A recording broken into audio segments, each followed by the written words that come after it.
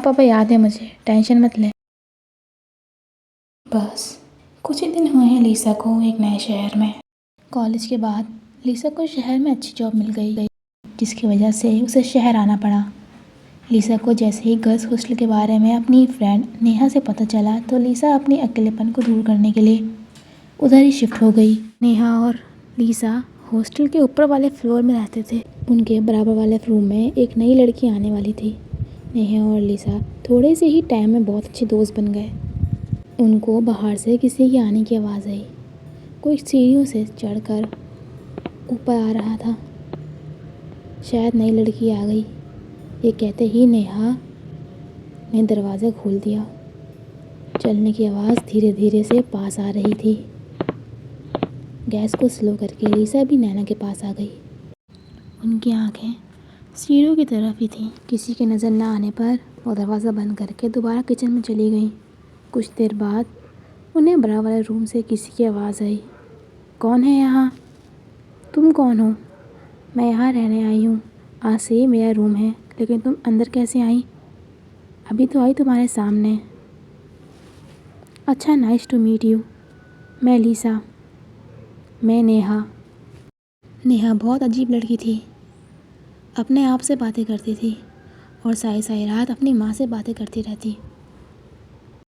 मुझे इस लड़की का समझ नहीं आता, अपनी माँ से कौन छुप छुप के बातें करता है। छोड़ो, हमें क्या। अगले दिन लीसा जब रात में किचन में पानी पीने गई तो उसकी नज़र नेहा के रूम पर पड़ी।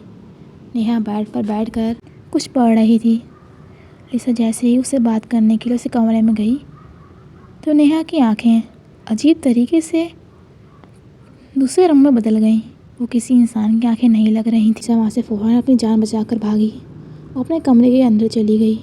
जैसे ही उसने अपने कमरे के होल से बाहर देखा तो उसे होल में वही आँख नज़र आई। नेहा भी होल से अंदर उसे देख रही थी, लेकिन लकीली नेहा उसे कुछ कहे बगैर ही वहाँ से चली गई। लेकिन लीसा को सारी रात नींद नहीं आई। वो ये सोचती रही कि ये सब क्या था। लीसा ने अगले दिन मालिक मकान से नैना की फैमिली के बारे में पूछा। मालिक मकान ने बताया नैना किया इस दुनिया में सिर्फ उसकी माँ ही थी। उनकी भी कुछ महीने पहले डेथ हो गई। ये सुनकर लीसा के पैरों तले ज़मीन खिसक गई। उसने कल रात वाली बात मालिक मकान को नहीं बताई और इस मसले को खुद हल करने का फ़ैसला किया। लीसा ने पैरानॉर्मल इन्वेस्टिगेटर से हेल्प ली।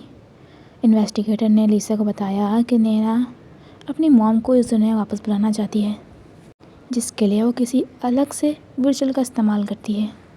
उसकी मॉम तो इस दुनिया में नहीं आई, लेकिन कोई शैतान इस दुनिया में आ गया है जो नेहा के वजूद पे कब्ज़ा कर चुका है। पैरानॉर्मल इन्वेस्टिगेटर की हेल्प से वो शैतान वापस से अपनी दुनिया में चला गया और अब लीसा, नैना और नेहा हंसी खुशी ज़िंदगी गुजार रहे हैं।